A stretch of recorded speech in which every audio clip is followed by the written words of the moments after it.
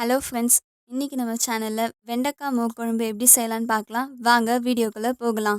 இப்போது நம்ம மோர் குழம்பு செய்கிறதுக்கு தேவையான பொருளெல்லாம் எடுத்து வச்சுருக்கோம். நாங்கள் இன்னைக்கு 1/2 லிட்டர் தயிர் எடுத்துருக்கோம். இப்போ இந்த தயிரை நம்ம நல்லா கடைஞ்சி எடுத்துக்கலாம்.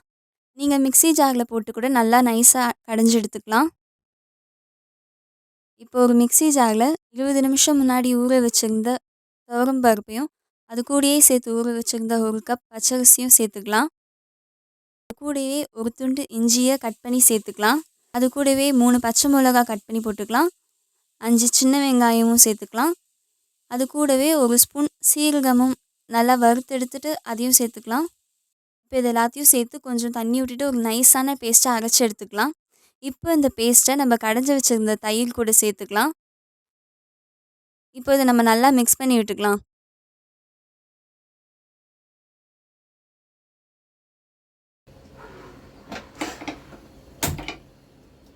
இப்போ ஒரு கடாய் வச்சுட்டு அதில் 1 ஸ்பூன் கடலெண்ணெய் ஊற்றிக்கலாம்.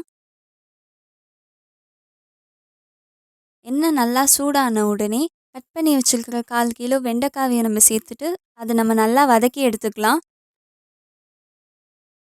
வெண்டைக்காவோட கொழகொழப்பு தன்மை போகிற வரைக்கும் நம்ம நல்லா வதக்கிக்கலாம்.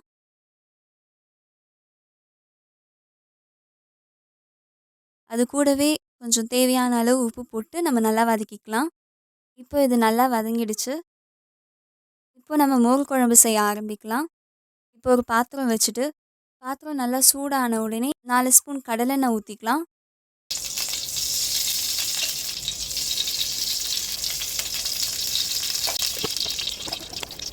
எண்ணெய் நல்லா சூடான உடனே 1 ஸ்பூன் கடுகு, 1 ஸ்பூன் வெந்தயத்தை சேர்த்து நம்ம நல்லா வறுத்துக்கலாம்.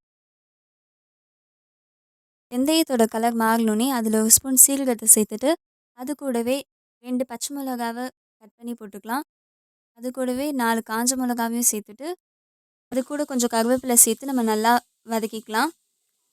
இப்போது இதில் நம்ம 15 சின்ன வெங்காயத்தை சேர்த்துட்டு அது நல்லா வதக்கி எடுத்துக்கலாம்.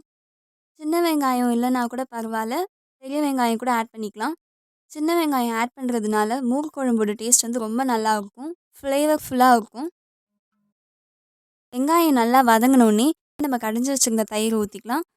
அது கூட கொஞ்சம் தண்ணி சேர்த்து ஊற்றிக்கலாம். இப்போ இதை நம்ம நல்லா மிக்ஸ் பண்ணி விட்டுக்கலாம். இப்போது இதில் 1 ஸ்பூன் மஞ்சள் தூள் சேர்த்துக்கலாம். மஞ்சள் தூள் கலருக்காக தான் சேர்த்துக்கிறோம்.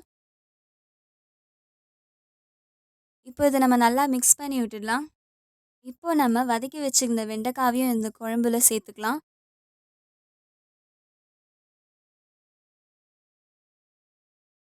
இப்போ நம்ம குழம்புக்கு தேவையான அளவு உப்பு போட்டுக்கலாம். நம்ம ஆல்ரெடி வெண்டைக்காய் வதக்குறப்பவே கொஞ்சம் உப்பு போட்டிருக்கோம். ஸோ பார்த்து கொஞ்சம் கம்மியாக போட்டுக்கலாம்.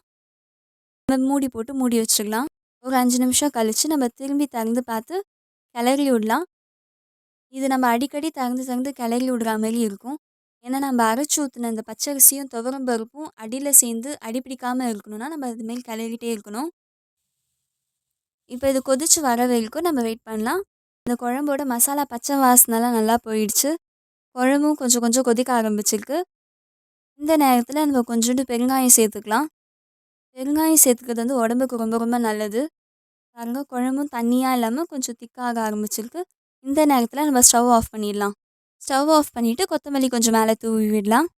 அவ்வளோதான், சுவையான வெண்டைக்காய் மோர் குழம்பு ரெடி ஆயிடுச்சு. இது நம்ம சுட சுட சாதத்துக்கு ஊற்றி சாப்பிடலாம். இதுக்கு தொட்டுக்கவே உருளைக்கிழங்கு பொரியலும் வச்சு சாப்பிட்டா அருமையாக இருக்கும். உங்களுக்கு இந்த காம்பினேஷன் பிடிக்குமான்னுட்டு கமெண்டில் சொல்லுங்கள். வீடியோ பார்த்ததுக்கு தேங்க்ஸ். லைக் பண்ணுங்கள், சப்ஸ்கிரைப் பண்ணுங்கள்.